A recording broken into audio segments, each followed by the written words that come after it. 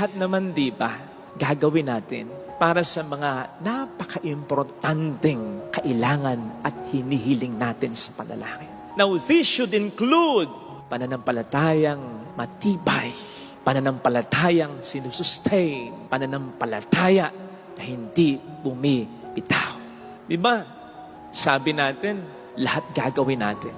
Lahat gagawin mo para sa mahal mo. Lahat gagawin mo para sa kalusugan. Lahat gagawin mo para sa pinakahihiling mo, pinakakailangan mo. Kung mawawalan ka ng pag-asa, sinungaling ka, hindi lahat ginawa mo.